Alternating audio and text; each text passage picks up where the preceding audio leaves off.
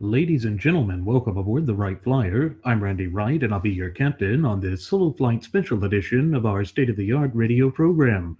Folks, this will be the final boarding call, so if you please, claim your seats, fasten your seatbelts, kick back, relax, and enjoy the show while I go ahead and delve into the pre-flight checklist, as there really is a lot of news and information to get to before I may fully indulge you with your in-flight entertainment. Well, folks, the year 2016 marks the 80th anniversary of the start of the Spanish Civil War. It was in July of 1936 that the armed forces of Spain rose up against the newly established Spanish Republic that had come into existence or fruition during the year 1931. I'm sure many of you, our cherished listening passengers and audience members, might be wondering why I would choose to focus today's solo flight special edition on this topic. Well, there's a plethora of reasons that I'm doing this, but it's because when you look at the current state of affairs in the United States in general, and the conservative movement in particular, there are some shocking parallels that cannot be denied. And one of the things that I'm going to tie into this as well is the fact that we know that George Washington, the father of our nation, had warned rather prophetically in his farewell address to the nation that we should avoid at all costs breaking into competing disparate factions, because we would lose sight of the overarching image and purpose of our constitutionally endowed federalist representative republic. Now, what he was speaking to there was that we could very easily turn against one another and forget that the United States of America is a holistic thing. In other words, that the nation, the whole of the nation, is greater than the sum of its parts. Now, I know that's something that I have oftentimes reiterated on previous episodes of Radio Aviation Excellence, the Wright Flyer, but it's so on point that it bears repeating again here. So we need to sort of turn back the leaves of the book of time to engage and explore exactly the danger that these United States of America are facing as I sit here speaking into this microphone, conveying this message unto you. There's been a push throughout the 2016 election cycle to redefine the system of polity within the body politique of the United States. During the primary process, the socialists attempted to come out in the open in the Democrat Party with the candidacy of self-avowed so-called Democratic Socialist Vermont Senator Whiteface Boing Me Sanders. This was viewed as a way of attacking the so-called establishment of the frothing at the mouth Fabian socialist leftists. And you see, that was what had taken control of the Democrat Party during the ascendancy of the current president, Barack Hussein Obama, because he had pushed out any type of moderate wings. We saw that happened again with Senator Webb, who was trying to basically vie for the nomination of the DNC at the early part of the 2016 electoral process. And we see also that it forced Hillary Rodham Clinton to go further to the left than she would normally or ordinarily would have otherwise. And it's amazing to see, because it shows that there is a lot of strife and contention that exists within the Democrat Party platform. But it's not just the Democrats who have seen a lot of divisiveness and derision during this election cycle. And in the Republican Party, we see that conservatives found themselves challenged by a wide array of various candidates. And of course, one dark horse candidate who didn't seem to share any of the traditional conservative values, except only to pay them lip service when he thought it would serve his own personal interests and gain. And unfortunately, that is not a good position for us to be, particularly when you consider that the United States of America has been in the midst of an identity crisis coupled with a slew of constitutional crises. It has been the great pending crisis of the 21st century thus far. And 2016 is shaping up to be perhaps the fulcrum point upon which the entire future of our republic turns. And that's a dangerous position for us to find ourselves in. Yet, throughout it all, it seemed as though the conservative movement's chaos served as a microcosm of the overarching problems that have been haunting the nation as a whole. Really, folks, there is no way around that. It has come to the forefront and has been the epicenter, particularly with respect to the rank and file of the graduates of Pavlov's School of Journalism for the salivating mainstream media and the method in which they have been covering the election thus far. And again, it fits a narrative, a propagandistic agenda and narrative. And again, that will tie completely back into the sort of madness that gripped Spain during the early to mid 1930s. And so we have to, again, kind of lay out exactly what it is that is currently ailing and afflicting this once thriving and flourishing representative republic and vibrant community of popular sovereigns of ours in order to compare and contrast it, basically what's happening now, with the things that had happened in Spain all those years ago. And so we see that identity politics has spread disillusion among huge swaths of society, and that is by design. I know that my first officer, Jeremy Grapenton, and I have oftentimes reiterated this on previous episodes of Radio Aviation Excellence, the Wright Flyer, but it literally is on point. It's one of those things that we cannot escape, and we cannot afford to ignore it either, because it is just one of those sorts of problems that it shows no signs of backing down, shows no signs of improving at any point in the foreseeable future. And of course, that does leave us in a position of instability.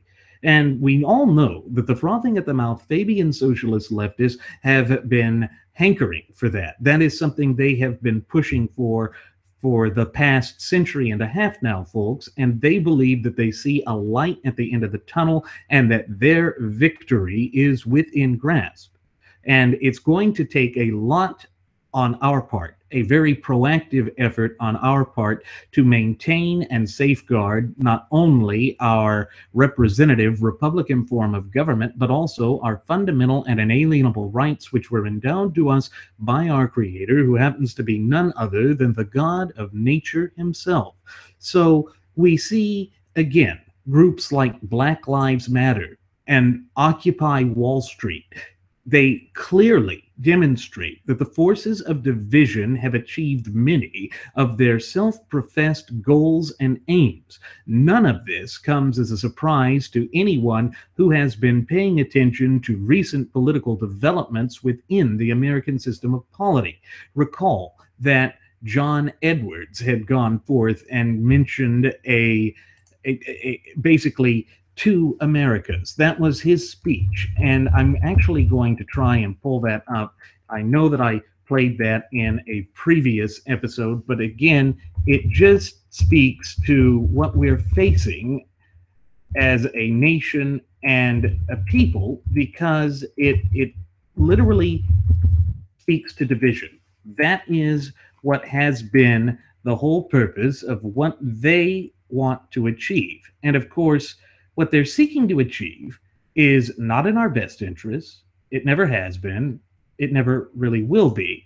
Because, again, what their goals are is really to just tear us apart, to thereby make it easier for them to go about their dark and twisted goals and machinations. So, what I'm going to do now is I'm going to go ahead and pull up this speech from Edwards, and then I'm going to delve into that a little bit more deeply so that we can compare and contrast that to some of the things that have been happening here, but also to what happened in history with the Spanish Civil War. So let me go ahead and cue this up now so that we can delve into that. And so here we go. Just give me a second, folks.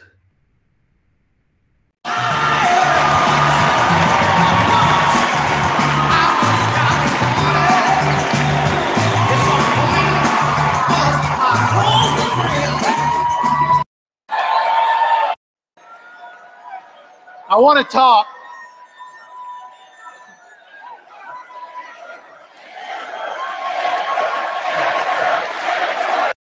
that you could have. As a result, he was wounded, honored for his valor. Do you have any questions about what he's made of optimistic vision for America, talking about his plan to move this country in the right direction? But what have we seen? Relentless negative attacks against John. So in the weeks ahead, we know what's coming, don't we? More negative attacks. Aren't you sick of it? They are doing all they can to take the campaign for the highest office in the land down the lowest possible road. But this is where you come in. Between now and November, you, the American people, you can reject this tired, old, hateful, negative politics of the past, and instead you can embrace the politics of hope, the politics of what's possible, because this is America where everything is possible.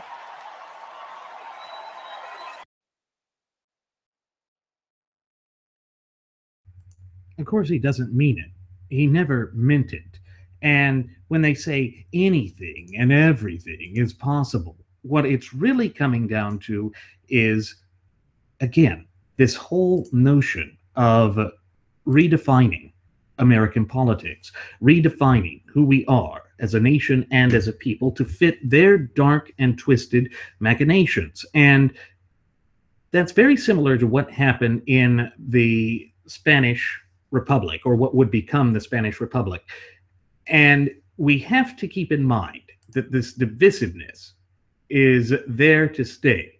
And so how does this connect with the Spanish Civil War? Well, it's important to take a look at the things that led up to the 3-year struggle that dominated the Spanish self-conscience for most of the 20th century. In 1931, the left managed to peacefully topple the long-standing Spanish monarchy, which dated back to Ferdinand and Isabella.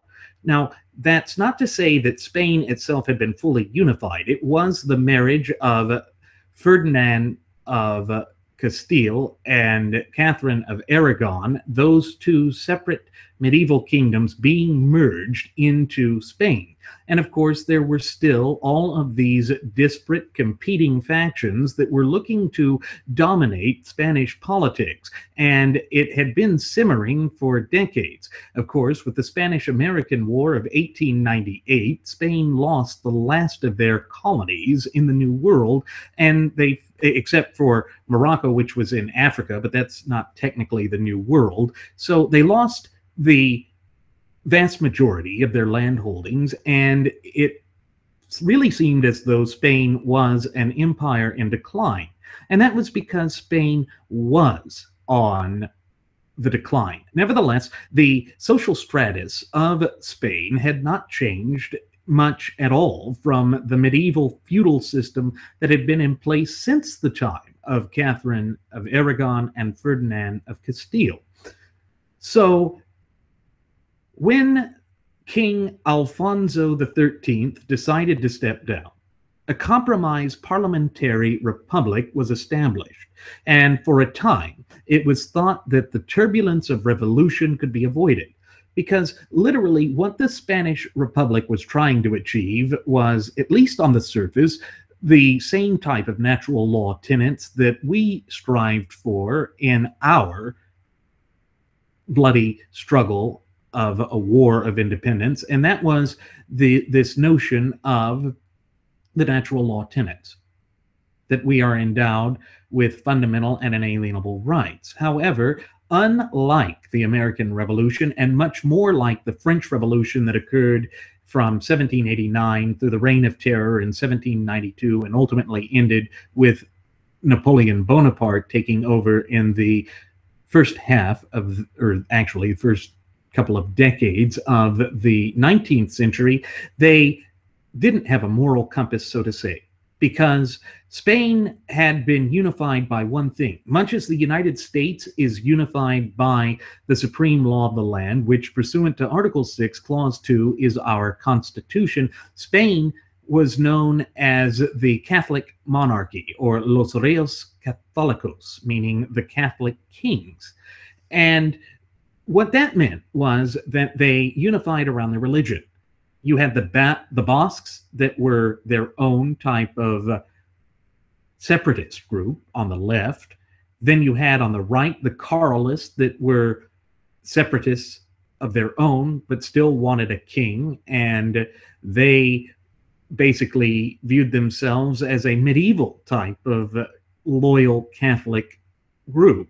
And this was the mindset that had dominated the Iberian Peninsula for centuries. And so the more radical fringes on the left that had become a major element of the Spanish system of polity decided that they wanted to topple the church. They wanted to topple the things that they thought was unfair.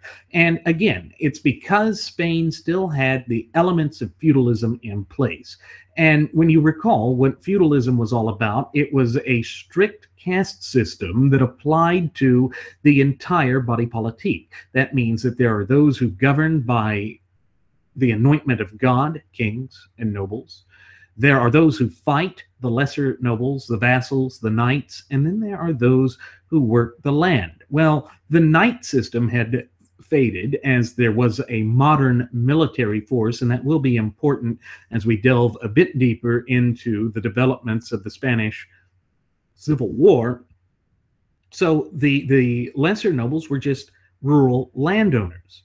And therefore, what you saw is, on the one hand, you had the landless peasants who wanted to obliterate the notion of private property. Now, they found sympathy from the communists, which were starting to rise in Spanish politics because that red disease had spread in parts of Europe since the Bolshevik Revolution of 1917. And then they also found many of the socialists in their corner, and interestingly, the anarchists. Anarchy was kind of an interesting thing that was completely dried up in the rest of Europe. It had been washed away in the previous 2 decades. Now, in the United States, we had brushes with European anarchists during the first Red Scare of 1919 and 1920. And basically what the anarchists wanted was the complete obliteration of any sort of hierarchy. They wanted to create a baseless system, a system where you just do what you want and need, and you shouldn't be constrained by private property, by money, by the fruits of your labor, etc., etc. So basically, they wanted to destroy any type of hierarchy, as I said, and that included the fundamental building block of society, the family, and the moral compass that coincides with that. And of course, Spain's moral compass had always come from traditional Catholic roots and values. But what we also see is that the Spanish conservatives were in a very bad state of disarray. The Spanish military had been dominated by monarchists and nationalists. In fact, Prior to the rise of the Republic back in the 1920s, Spain had been ruled by a military dictatorship. It's similar to what would arise in Japan during the lead up to World War II. And what it really was doing, it was trying to hold the feudal strains in place. In other words, the military was going to maintain law and order with an iron fist, and that is exactly what helped push or spark the move to have the Republic. And part of the problem that Spain was having was that even the nobility lost their faith in the old monarchy of Alfonso XIII. So they basically pressured him to step aside, and so cooler heads, they thought, had prevailed with the establishment of what they called La Niña Bonita, the pretty girl. That is what the entire Spanish Republic was originally based upon. However, whenever you have rapid paced change like that in a society that has been highly basically bolted into a caste system, highly stratified, then you're bound to see those on the left want to take more than what they could basically through the regular tea leaves or political tea leaves at that time.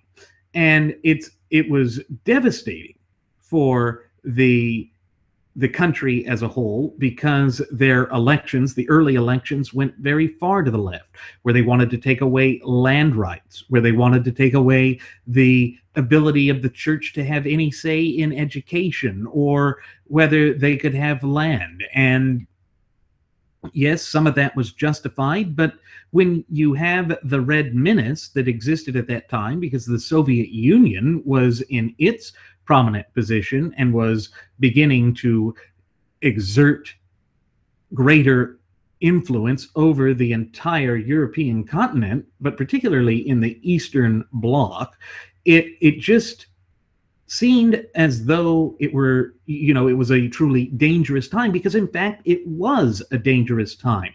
Yes, the people yearn for freedom, but some of their definitions of freedom are not based on the natural law tenets.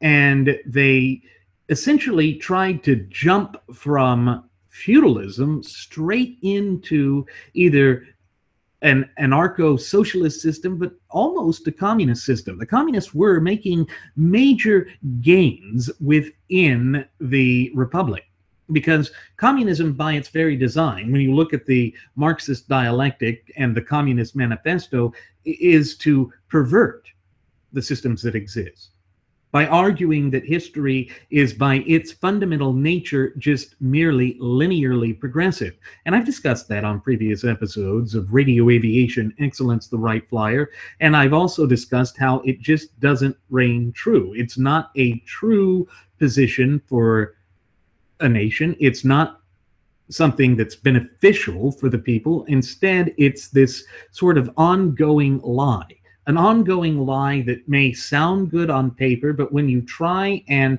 put it into practical use and force, it doesn't work, because it doesn't take into account human nature. And when that happens, you open the floodgates for all of the petty disagreements, the petty jealousies to take over. Instead of using a capitalist system where we harness some of the vices to try and turn it to good, communism and a lot of these left-wing governments, and even the anarchists who, as I mentioned, wanted to get rid of private property and any sense of ownership, they trusted this idea that nobody would have the desire for personal gain, that there is no such thing as individual desire, and there is a mere collectivist mentality. Now, that was easier to accept in Spain because, again, they were going straight from feudalism. They had peasants. They had a growing working class, too. And so you had the medieval competing with the industrial, no in between. There was no time for them to really have an industrial revolution. There was no time for them to develop a free market-based system and society. And of course, the military was opposed to that. And before the rise of the Republic, the military had done everything in their power to try and quell that, to try and basically box that into a particular position so that it could not have an overarching influence on Spanish politics. Now, we in the United States have not encountered that. We did not go straight from feudalism to capitalism. We went from mercantilism, which is this idea that there is a set amount of good or capital that can be used for the benefit of the nation, and merchants and cottage industry was actively encouraged, but for the sole purpose of filling the coffers of the monarchy. But because of the distance that existed between England and the United States, we had developed our own identity and our own sense of self, and that had led to a truly unique system. That led to the birth of capitalism. It really did begin in the United States, at least in that respect. It explains why we have been fiercely independent. We had to be in order to survive. If we weren't, then the nation would fall apart at the seams from the very beginning. And again, that's why this notion from the so-called alternative or alt-right about tribalism doesn't make sense. Because when you go back to the earliest days of the colonial charters, there were laws in place, and yes, there was immigration at that time, because immigration is just the lawful approach or entrance into a nation and assimilating to become part of a community. And there's been this attempt to try and teach that as though, or to try and proclaim as though that is some thing that never happened, that we didn't have laws, and that's just not true. We had the houses of burgesses, we had the different legislative approaches, and so we had a unique and separate identity. We had a truly autonomous approach to our self-interest and to our self-government. And that sort of mentality is reflected in the Constitution. And that will be one of the greater differences that we focus upon as we delve a little bit deeper into this topic. But back to the Spanish conservatives being in disarray. As I had mentioned earlier, there were separatists such as the Carlists who were similar to the Basques or Basques, except that they wanted to have a king of their own. They had a king of their own. They essentially claimed that the unification of the Iberian Peninsula never truly happened because they didn't have an input. They were basically taken over by force. And Spain had this influence, or this view, that had been quashed for a long time. The Carlists had been one of the first to break free from the Moroccans, or the Moros, the Muslims that had taken over. Recall that the Reconquista went all the way from the 1000s until 1492, the same year that Christopher Columbus had set out to try and find a westerly route to the Spice Islands. And the reason he was trying to do that was they couldn't go to the east. The Turkish Empire was still very strong. It was the beginnings of the Ottoman Empire. And so he had to go west in order to try and avoid conflict. And the reason that the Spanish were able to do that under Ferdinand and Isabella was because they had finally expulsed the last of the Moros. And so the Carlists didn't really accept the yoke of the dominance of the merging of Aragon and Castile, but they were conquered basically by force of arms.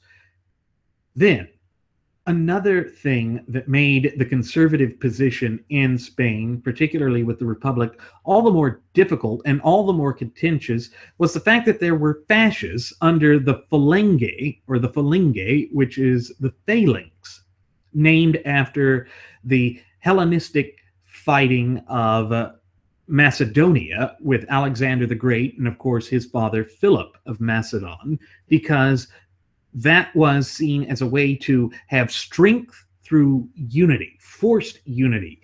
And a way that I think we could very accurately describe that would be to call it a tyranny of false unity, because that's what it was. It literally was a tyranny of false unity. It was trying to force the Spanish people to accept this system of hierarchy as centralized control that, again, shows that the Republic wasn't really working from the mindset of our natural law tenets and basically decentralized form of government.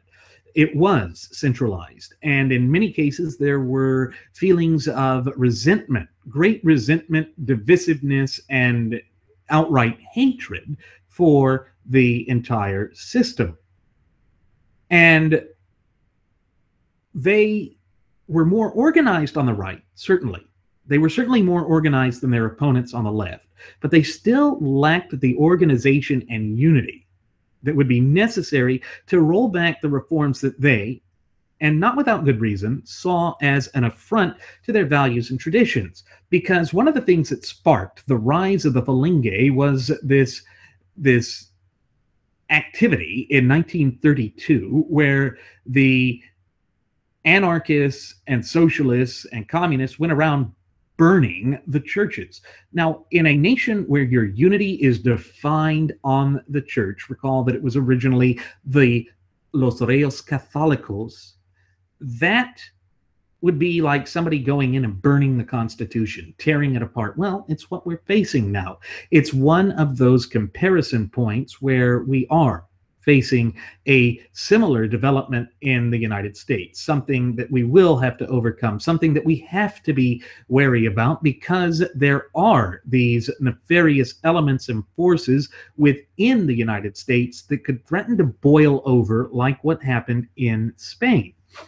Now, the radicals in the left decided to attack the church, as I mentioned, continued to push for the nationalization of the land and to create their own tyranny of false unity.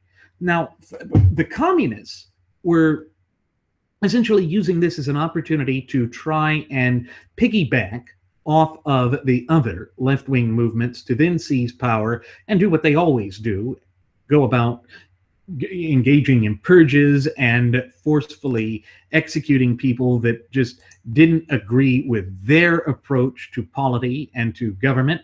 And that was a danger all unto itself. And there was a sense of fear, great fear. The landowners feared that their land would be taken away from them because it had already happened in sporadic instances in villages and would continue to double down through the period of 1932 through 1934. And the military was worried because the Republic was trying to restructure that. They had sent some of their shining stars and some of their up-and-coming officers of great skill, such as the monarchist Francisco Franco, to just distant places, far distant places, such as Morocco. And isn't it interesting that we mentioned Morocco? Because as I had said, one of the things that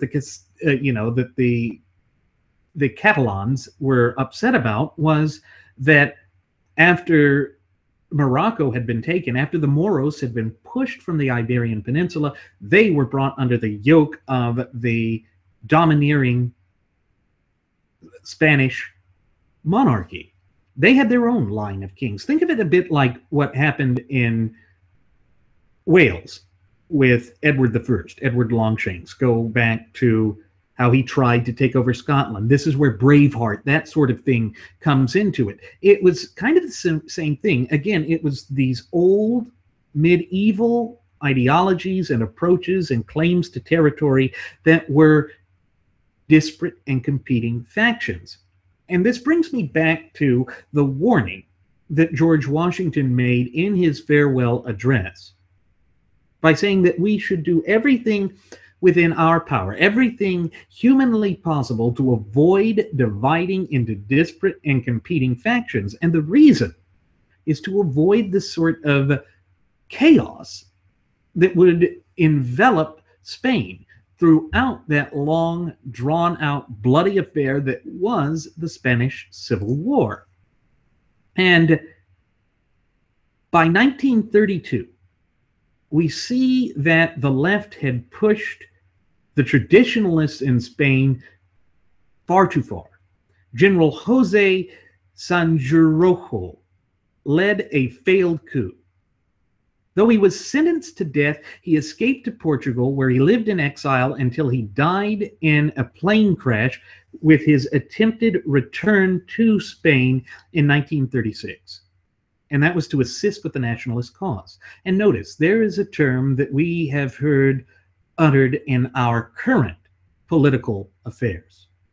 The current state of political affairs in the United States right now is the claim that we have not only populism dominating again, which we've had since the 1890s, it's cropped up time and again, but a so-called new nationalist movement. Now, those in the alternative or alt-right have been pushing for the definition of nationalism based on tribalism, based on the color of our skin, based on national origin, based on ethnicity, what have you. That is kind of an older system, kind of the same thing. I would say that they're like the Carlists and the Catalans that had this separatist type of view, and they would have us break up, perhaps, or they would have us expel those that are different, which is totally diametrically opposed to the way that the foundational documents laid out the fundamental pillars of what it means to be an American citizen. Remember that in the poetic language penned by Thomas Jefferson in the Declaration of Independence, he said, "We hold these truths to be self-evident, that all men are created equal, and that they are endowed by their Creator with certain fundamental and unalienable," which just means inalienable, rights, and that among these are life, liberty, and the pursuit of happiness. Well, that's not what you have with the alt-right. And that's not what you have with the disparate competing factions that were trying to lead a military coup under General Jose Sanjurjo. But what we can take away from this is that disparate and competing factions in the United States are facing similar tensions to what was happening in Spain in the early 20th century. It's something that could really become a very bloody affair when you consider that Spain had fallen into 3 years of continuous or nonstop civil war, and that it is estimated that somewhere around 500,000 people perished in the conflict. That is something we don't want to see embroil in the United States. And when you look at our own division, when you look at our own fight that we had with the war between the states, or what was referred to or is referred to as the American Civil War, it's technically not a civil war. You don't have people trying to claim the same government in the American Civil War. A civil war typically requires that factions are fighting for the same area and for their own same government, whereas the Confederate States of America had gone so far as to claim that they were a separate independent nation. Now, whether they were founded on slavery or not, that's a discussion for another day.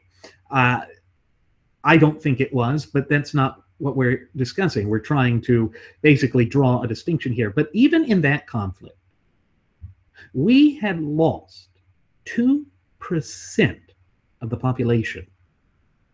And if we imagine, if you will, losing 2% of the population today, that would be staggering, breathtaking. It would be horrific, beyond our worst nightmares. And so that is something that we should try and avoid. And it brings that old adage to mind, that those who fail to learn from the mistakes of the past are doomed to repeat history. I pray to God that we are not repeating history, that we do not go down that path, because it would be disastrous for the nation. there would be such a bloodletting and such a loss of life that we may come out of it. In fact, we would come out of it, but we wouldn't recognize who we were. We wouldn't value the things that we had always valued in the past, and that in and of itself would place us in an exceedingly difficult and dangerous and unsavory position. So we see that that had been and is a problem, and we see that that coup had failed. But what's amazing is forces of alleged social reform have led to political extremists seeking a full overthrow of our constitutionally endowed federalist representative republic. And while they may claim that they want it to be peaceful, recall that it was originally thought that the destruction of the Spanish monarchy, which was reestablished after the death of Franco, that they had peacefully done that and that a republic would work for them. But when you had no history of it, and when you had nothing that really served as a bedrock foundation for the disparate, different hodgepodge of people that make up Spain, it was the perfect recipe for disaster. And in our case, where you have a well-established history of a representative republic, to try and break away from that and to go against the philosophy, which is the natural law tenets that underpin not only the Constitution, but the very heart of the Republic and our national heritage, character, spirit, but above all, identity, that means that you are essentially playing with fire. You are going to allow the nation to splinter, as it did in Spain in the 1930s, and it will be a long, drawn out, bloody struggle. And the socialists on the left want to continue their incremental approach of eroding the foundational pillars of American society. We've seen that that has been something that they've worked towards for the past century and a half. And even in the past half century, with visionaries like Zygmunt Dobbs, he said that they were working on holistically redefining us, moving in such a direction as to redefine the nation in such a way as to take away all that we value, to make us docile, to make us complicit, to essentially force us to bow down to the dark and twisted machinations of the left, which there is no traditional foundation or root for that in all of American society. But they don't care. That's why they want to rewrite history. That's why the left always tries to destroy history. And exactly what happened in the Spanish Civil War is no different. They went around destroying historically significant places. The left wanted to redefine everything. And it was a tragedy. And it really was kind of a prelude to the sorts of mass carnage that we would see in the Second World War just a few years later. But what we see here, with respect to the frothing of the mouth Fabian socialist leftists who have been doing everything in their power to try and redefine the United States, is that they have wielded the twin cancerous doctrines of moral relativism and political correctness to create a simmering specter of social ruin for those who refuse to submit to their increasingly shrill demands. And again, keep in mind, groups like Occupy Wall Street, groups like Black Lives Matter, what they do is they are essentially like the anarchists, the communists, the socialists, and the communists, that were all working together on the left to create drastic social change. And basically what they were pushing for was just change for the sake of change. It wasn't about building a cohesive unit for Spain. It wasn't about creating a peaceful sort of government in which the people could be prosperous and free. No, it was about control, power. and corruption, and that they would use the people as useful idiots to essentially go forth with their goals. And it's interesting to note, we've oftentimes mentioned things like an Orwellian nightmare. Well, George Orwell had been a foreign correspondent during the Spanish Civil War. And that is when his disillusionment with the communists began, because at the height of the attempts of the nationalists under Franco to take Madrid, to try and ultimately unify Spain under the Falange movement, the communists turned on the socialists and on the anarchists, and they started fighting each other, which was great for the nationalists. That allowed them to consolidate their control and power and authority, and it meant that they could become greater and greater with their organization and with their fighting strength and ability. And that was something that just spelled disaster for the left in Spain.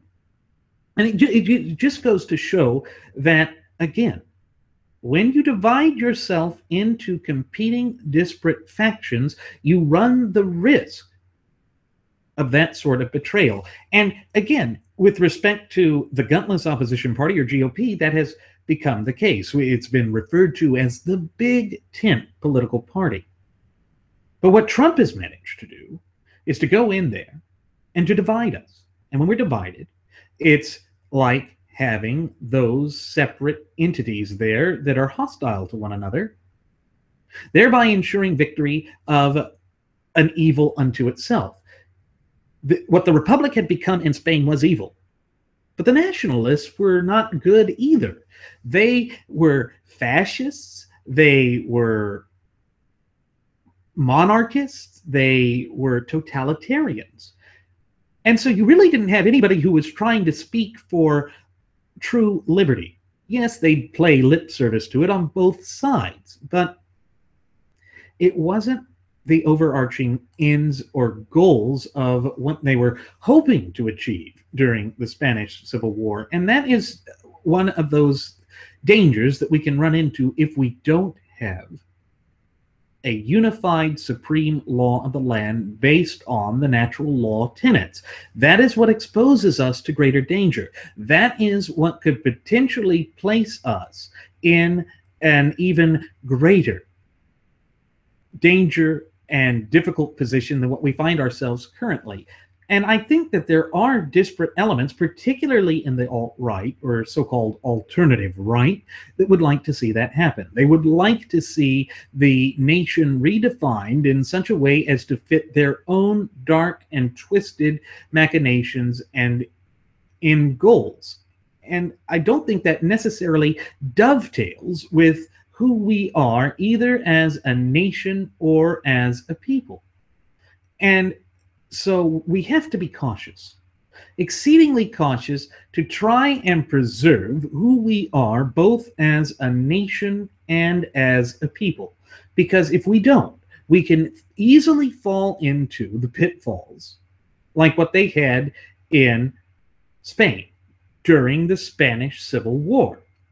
And there's more to it. Remember that we have the shrill demands from the left. That happened in Spain. They went around burning the churches. They went around condemning the regular systems of morality. Hell, they even attacked marriage. Now, does that sound familiar? Think of what's happened with the attack or assault on marriage that we had just recently under the Supreme Court. The institution was obliterated. They were working on that too. They essentially said that you could cohabit and then just break up and have everything divided via the state or the demands of the state, which again fully demonstrates that what they were doing was a fully centralized system, not one based on individual rights, not one based on individual liberty or on the time-honored natural law traditions that underpin our society, but based on these pseudo philosophical approaches of the left. And again, that's just not a good position for any nation to find itself. And in Spain, it was a warning sign as to what can happen when you lose your way. What can happen when you have two factions that are pushing for central dogmatic domination of the individual? It leads to a wasteland. It leads to a wasteland of destruction, and one in which no one can thrive or flourish. And that's truly frightening, because we are on the cusp of having something like that develop here in the United States of America. There's no way around that. And so we have to be cognizant of this, and we have to be cautious to ensure that we don't allow ourselves to break down into such factions as Washington had warned. And, again, that fully demonstrates his near infinite wisdom and foresight, that he could foresee that sort of challenge developing in the United States if we were not careful, and that was why he was opposed to the development of political parties. I mean, that was brilliant. That was brilliant foresight on the part of Washington. And though it took a long time, look at the sorts of danger we're facing now. Look at the sorts of heated, divisive contentions and battles that are waging deep within the cockles of the heart of our nation. It is something that we must be wary of, because it literally has the ability to tear us apart at the seams. And of course, that's exactly what the frothing at the mouth Fabian socialist leftists and their allies in the rank and file of the graduates of Pavlov's School of Journalism for the salivating mainstream media would love to see come to fruition here in the United States. And they think that they are within grasp of that goal that they have worked towards for 150 plus years. So again, it requires that we take a step back. And what was it that led to the military ultimately rising up against the Republic?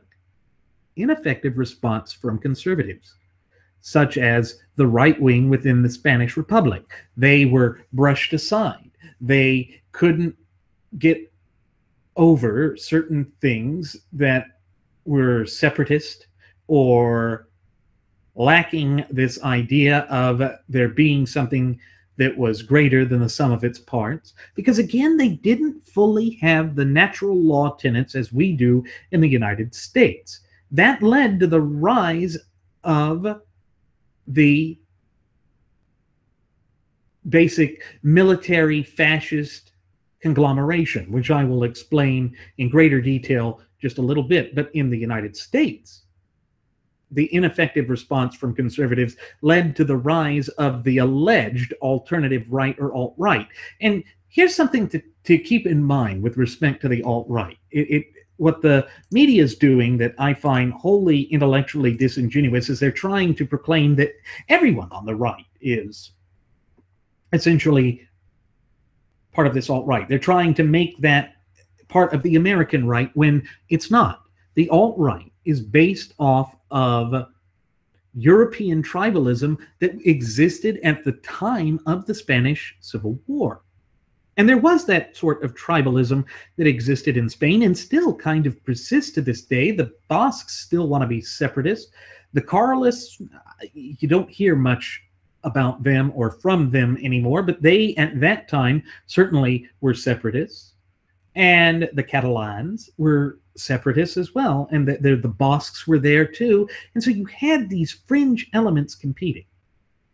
Well, the alt-right has done that to the conservative movement in the United States. They have essentially gone forth and tried to redefine conservatism, and they found a willing and complicit audience from the graduates of Pavlov's School of Journalism for the salivating mainstream media. And why? Because, again, it's based on this ability to create a false narrative. The Republic in Spain tried to create a false narrative. Workers working together to try and put down the military coup, and that they, in the early days of the uprising, managed to quash the coup. And that was just the glories of a worker's paradise. It just isn't true. It's not the way that human nature works. It's not the way that society works. It's not the way that any sort of system of polity works either. But that was the narrative that they tried to preach. That is how they got these foreign brigades to try and come in and influence it. So you had socialists and communists that were fleeing from Nazi Germany because Hitler had risen to power in 1933. You had the communists who were fleeing from fascist Italy because Mussolini had been dominant since the 20s. You had socialists and communists from England, the United States. They were all there trying to fight for what they thought was a just cause, but when you stop and think about it, it really wasn't. And one of the communists that had fought in that war, an American one from New York, his name escapes me right now, but if you haven't had a chance to see it, there's a great documentary. You can even find it on YouTube from Grenada TV called The Spanish Civil War. And it's 6 episodes, and yes, that's a lot, but look for the one that had the foreign brigades and listen to what he said. He said that the communists had betrayed us. He was a communist. And he went forth and said that Joseph Stalin had given orders from the Kremlin to have the communists turn against the anarchists and the socialists. That's what led to the infighting that allowed the implosion of the Republican front in Spain and allowed the nationalists to take over. It was that sort of anger that's there. Betrayal. Now, that is comparable and can truly be seen in what's happened in the right in America.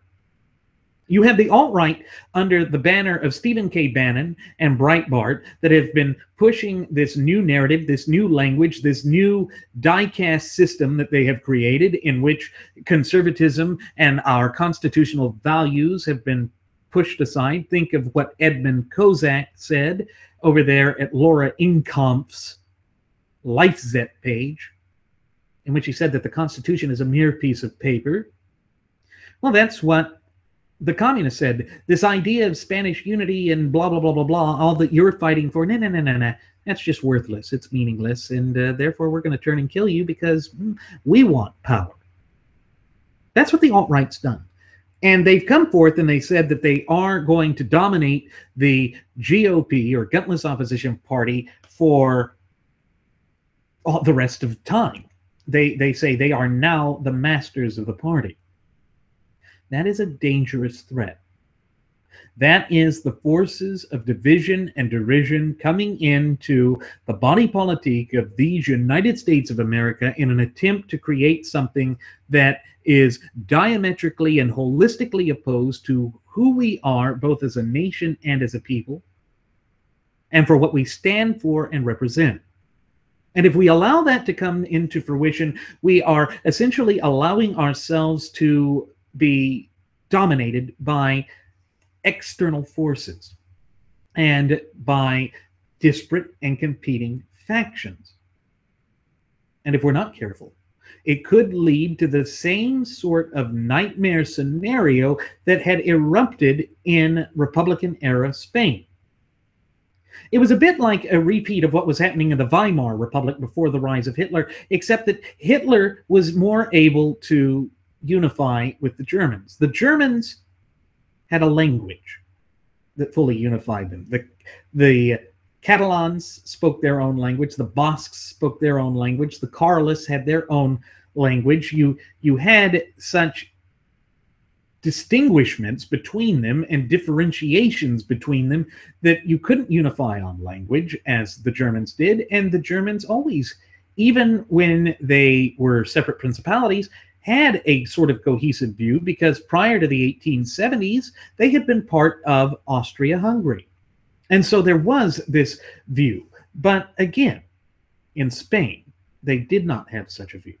And in the United States, Yes, a lot of us, most of us speak English, but it's not the official language. It's not a religion as it was in Spain that unifies us. It's the Constitution. And so when they attack the Constitution, it is much like how the left had pushed their luck during the Spanish Civil War by trying to destroy that unifying element of the Spanish people, that being the Catholic Church. You see, we had something deeper than that. We had the unification via the law. The United States of America is a nation of laws and not of men. That is what defines us both as a nation and as a people. And that is something that differentiates us from what was happening in Spain. But if these divisive and derisive elements, such as the so-called alt-right or alternative right, are able to come to political hegemony within the United States, we could easily lose touch with those elements that have propelled us to such lofty heights in our relatively brief yet illustrious history. And that is something that cannot be ignored. And what we see is that from this, the alt-right are very reminiscent of the Spanish fascists known as the Falange or the Phalanx. The Falange were opposed to traditionalists. They sought the establishment of a national socialist society, which would have been modeled off of both Nazi Germany, because recall that that stood for the National Socialist German Workers' Party, and the fascist movement in Italy. Both of those were opposed to tradition but paid lip service to it. And the Falange demanded rapid action against the Republic and to destroy the traditional pillars of Spanish society, except for the church, because the church was willing to agree to allow them to be in place as long as they could dominate education. They being, of course, the church, and could keep their land. The Falange were fine with that. With Jose Robles, they were fine with that until he was assassinated. And that's also what led to the military coup that started it in July of 1936. And so all of these disparate impacts, all of these disparate factions that were sitting there vying for control of Spain, fighting for the heart and soul of the Iberian Peninsula, led to a 3-year conflict in which 500,000 people were slaughtered. And what did it gain them?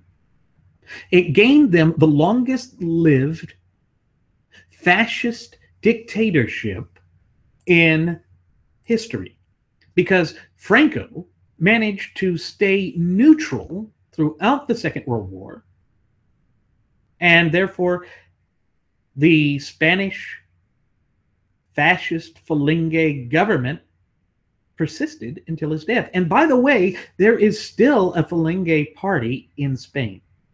And with the current strain of nationalism that is gripping Europe and the United States, and Duterte there in the Philippines and in China and in North Korea, we are ripe for that type of explosive element. Again, history is cyclical, unlike what Marx said. We're at an 80-year point, a point of repetition. If we fail to learn from the mistakes of the past, if we fail to put the lessons of history to good use. And I fear that's fast approaching here. But what we see with the Falange wanting to destroy everything except certain things that they could use, this is similar to how the alt-right pays lip service to the Constitution. Yeah, we like free speech, we like this, we like that, in so much as they'll use it to establish their foothold in power and then discard it thereafter. They've already started to take that veneer off. They've already pushed for a man who has an authoritarian streak in him.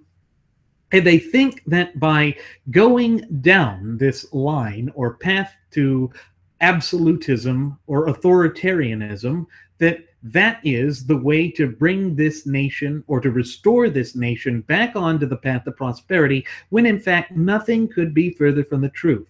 That would be diametrically, drastically, and holistically opposed to those foundational elements and pillars and fundamental building blocks of our society and of our constitutionally endowed federalist representative republic.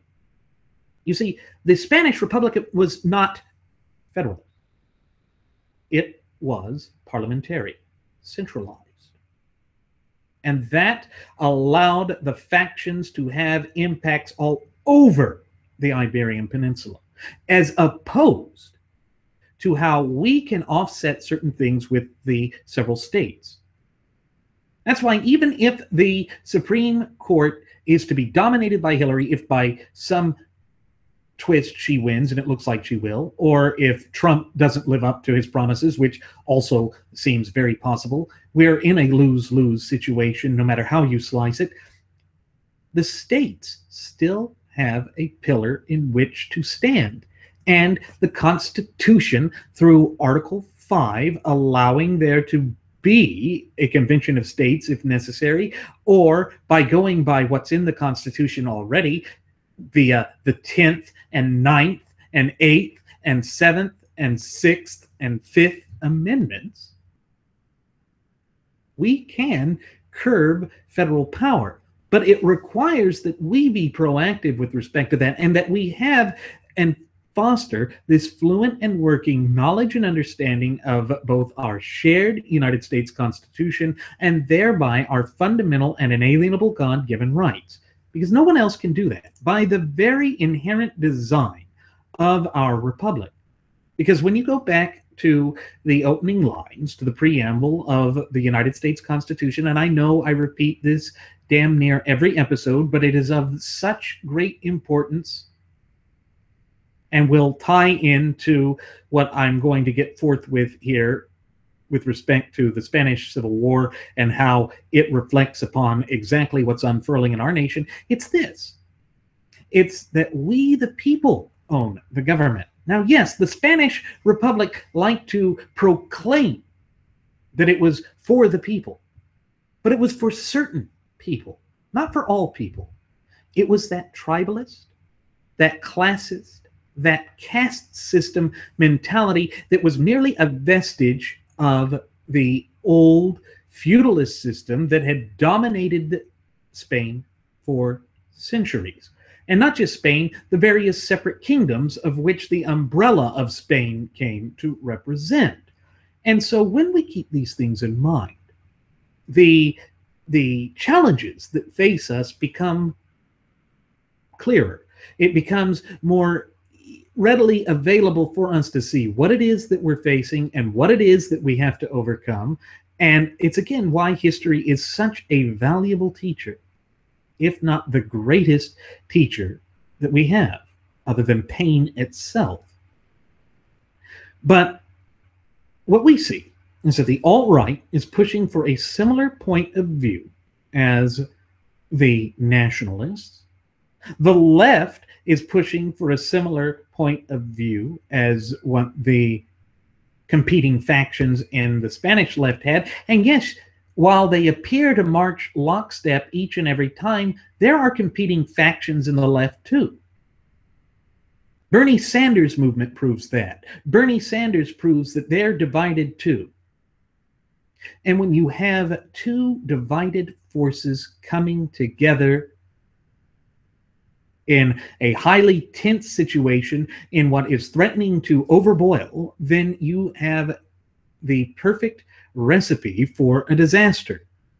And that is what we are facing right now.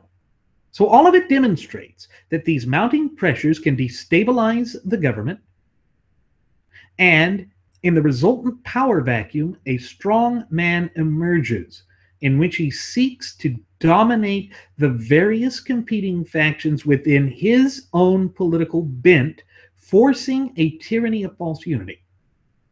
Now, we have mentioned that term over and over again here at Radio Aviation Excellence, the Wright Flyer. A tyranny of false unity is something we cannot ignore. It is something that is there. That is what those people that say, if you don't vote for Donald Trump, then you're voting for Hillary. That's their message. And it's not a good message. It's not a message that ties into the important things that are facing us, both as a nation and as a people. It is something that will literally lead us to conflict and can spark a conflagration which will threaten to consume the entire body politique of this once thriving and flourishing representative republic and vibrant community of popular sovereigns of ours. And again, it requires that we, the people, in our capacity as the true ultimate wielders of popular sovereignty, do everything within our power to try and walk that back, to try and preserve the bedrock principles that have guided us for the past 235 years. You see, the Spanish Republic was so weak, was not based on anything of value, that it lasted a mere 5 years.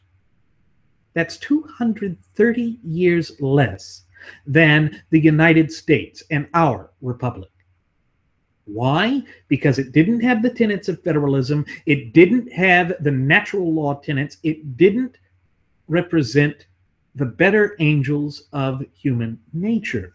And again, it's because of the tribalism. It was because of the old divisiveness. It was because of all of these hyphenated identity politics that were raging within Spain at that time that allowed that sort of corruption, that sort of visceral hatred to dominate the entire arena of Spanish politics, and that played out to create the ultimate disaster that was the Spanish Civil War.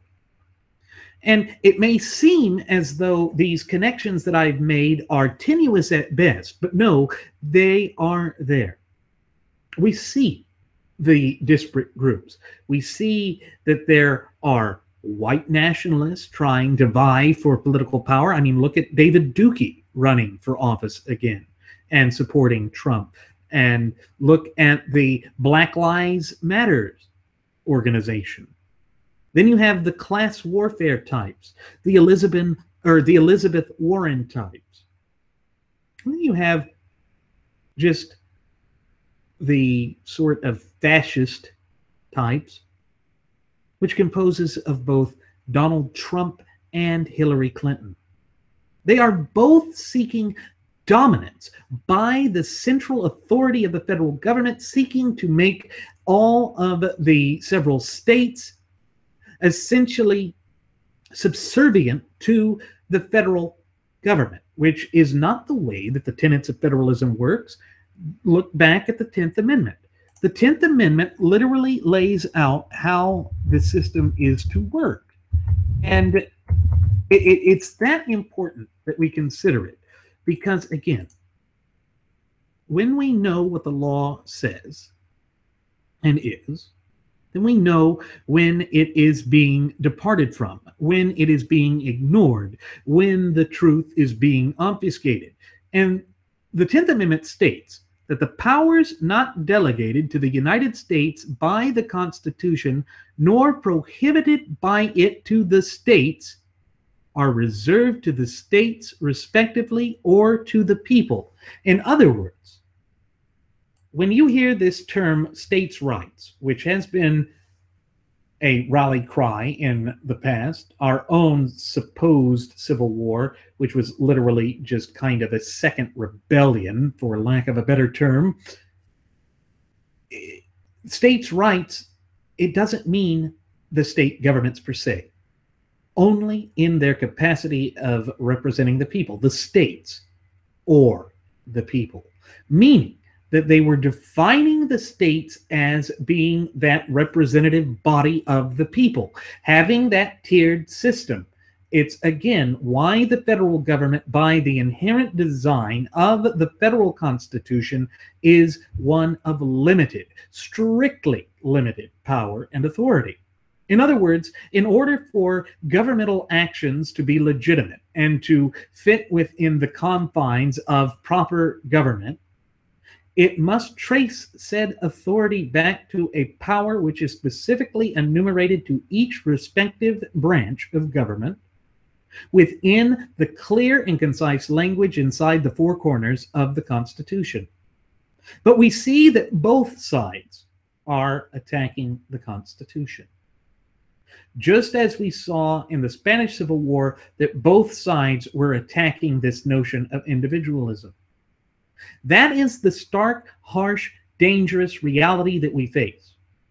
And it is why the splintering and these turbulent changes within the American system of polity could be as dangerous as what happened in Spain during the 1930s. And again, it's very, very dangerous. It's dissettling, particularly with the tyranny of false unity. And I want to go back to this notion of the centralizing strongman. In the Spanish Civil War, that centralizing figure was General Francisco Franco.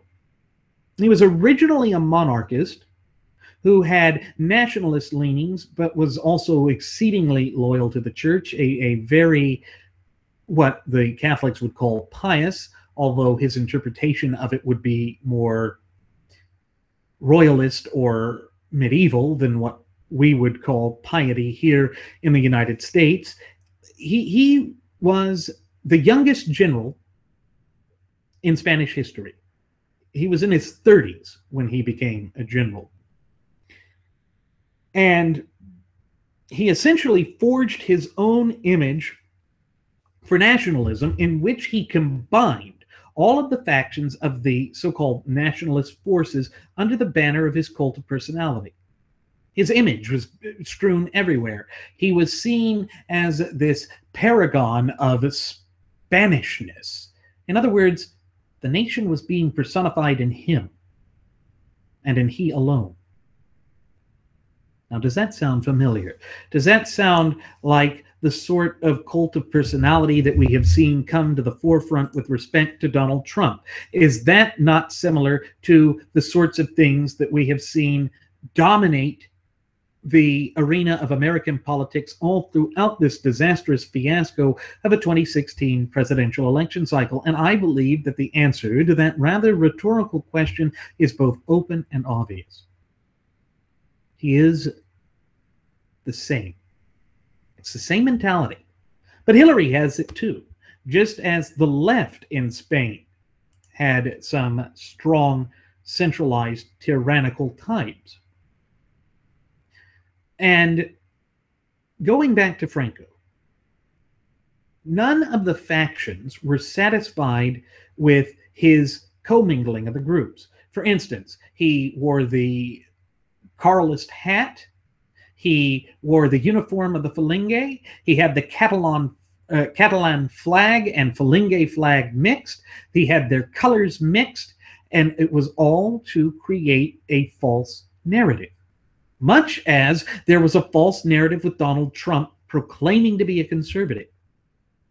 It's the same sort of political kabuki theater, and it's why we have warned on previous episodes of Radio Aviation Excellence, the Wright Flyer, that oftentimes, in fact, more often than not, in the arena of politics, these false and erroneous narratives can matter more than reality.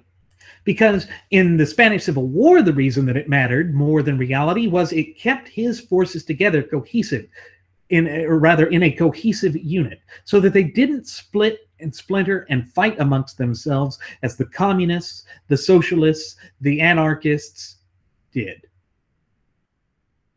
But who ultimately suffered from all of it? The very people that all sides claim to be fighting for. And again, that draws me right back to that prophetic warning, that dire warning that George Washington made in his farewell address. When he begged us, he literally begged us as a nation and as a people not to splinter into these competing, disparate factions, because ultimately it is the true ultimate wielders of popular sovereignty, or we the people, who suffer in the end. It is we who see the entire breadth of destruction grip us and push us towards the brink of ruin. But what Francisco Franco was able to do was to create that false unity, a tyranny of false unity. And all of this should seem familiar because it's what Trump is essentially serving the role of in the United States. He is the Franco for disillusioned conservatives. I consider the disillusioned conservatives, for whom Trump is the Pied Piper of, to be like the Carlists. They are seeking to have their vision and faith in America restored, but they're looking for a savior. Well, that's kind of what the Carlists did. That's kind of what the entire nationalist movement in Spain did. However, one of the major distinguishable points between Civil War era Spain and modern America is that we have a supreme law of the land that Spain never had, and that we have the longest, most stable and contiguous or uninterrupted running, constitutionally endowed federalist representative republic in the entire course of human events. No interruption. Rome had a republic that lasted about a millennia, but it was interrupted time and again. And that's not something that we've had in the United States. We've had the longest go of it. And we have to be careful to not lose that, because it's very easy to lose sight of that. It's very easy to allow the nation to fall back onto these penultimate concerns that will ultimately leave us more divided than ever.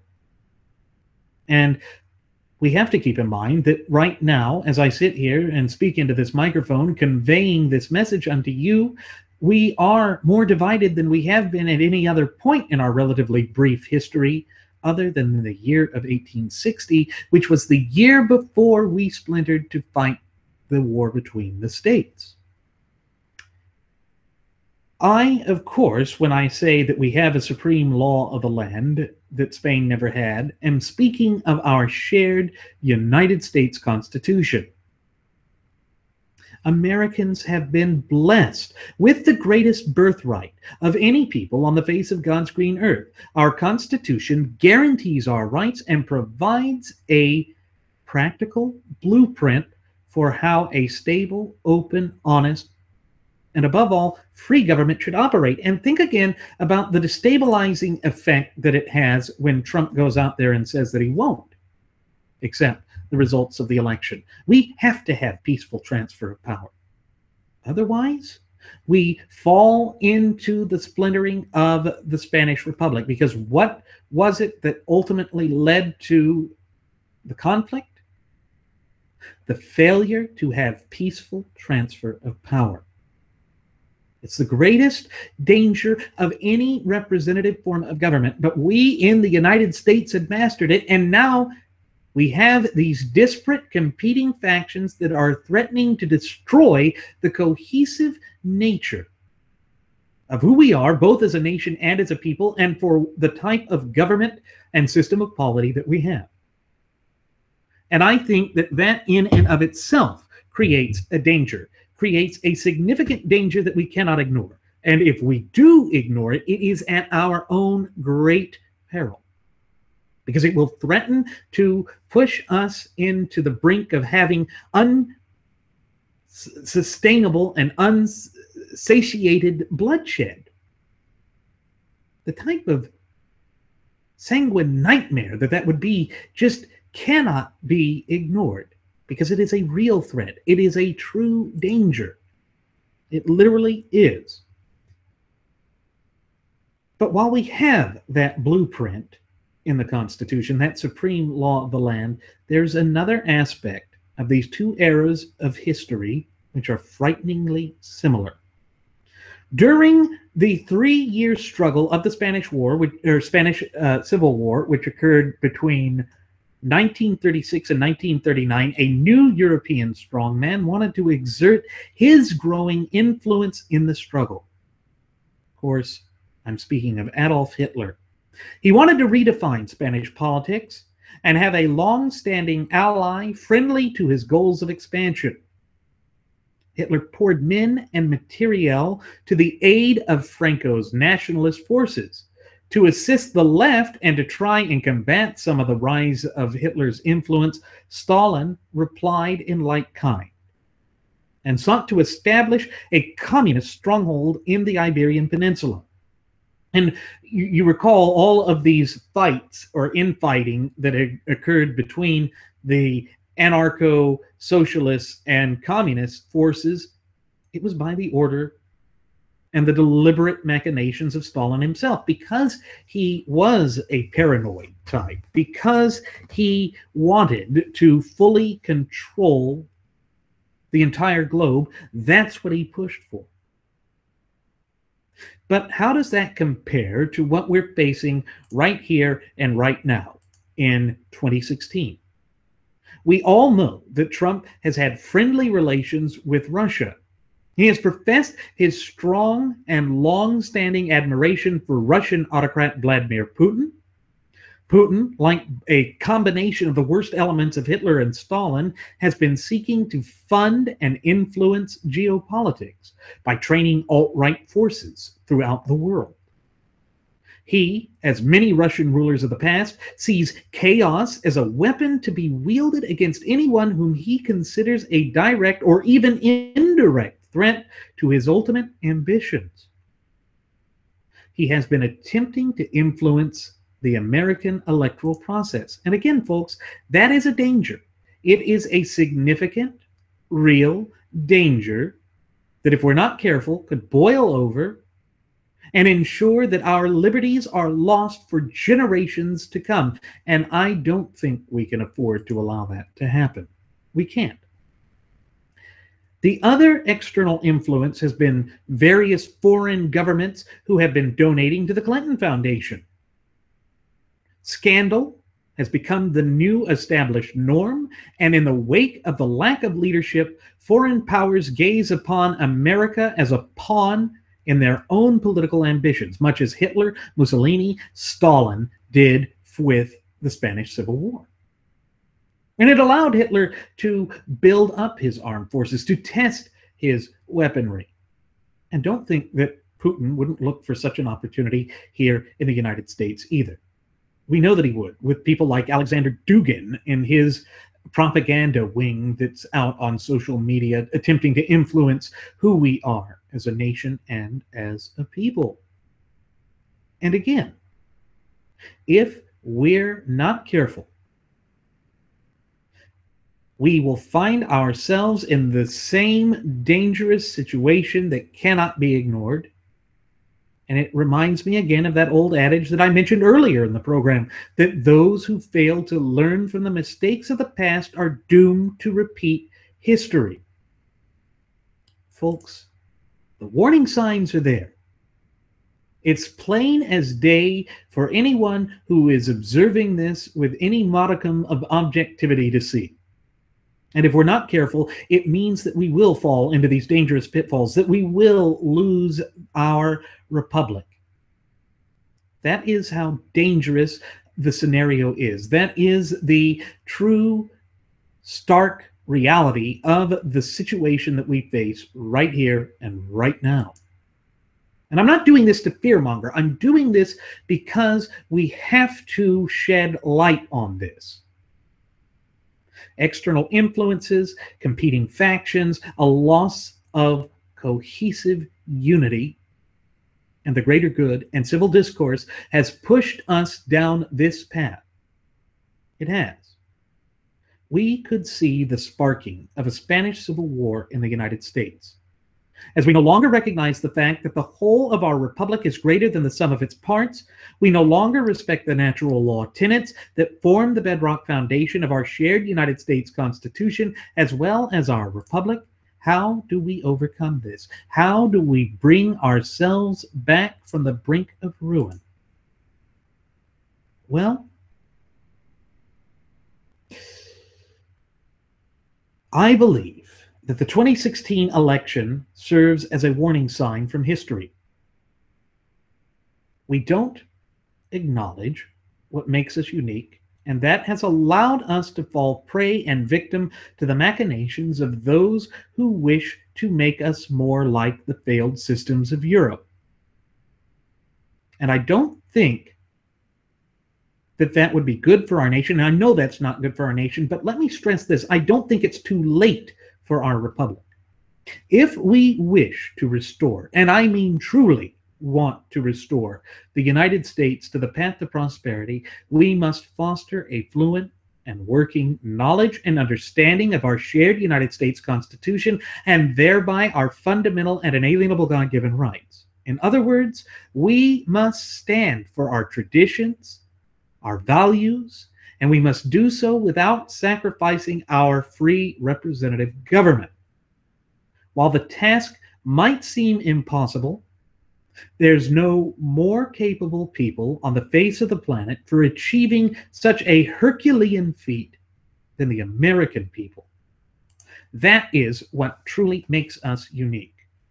Now, with that said, it is time for us to begin our descent. I'm going to go ahead and send the flight attendant back for one last round of alcohol.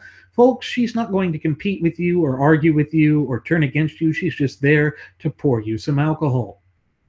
As always, I'm your captain, Randy Wright, and I want to thank you for choosing to fly the Wright Flyer. Should you have any questions, comments, or concerns, please feel free to leave them either here on our YouTube page or our Google Plus page or our Facebook page. And on top of that, I invite you to follow us on Twitter with our Twitter handle at Radio Aviation EX. One more time, folks, that's at Radio Aviation EX.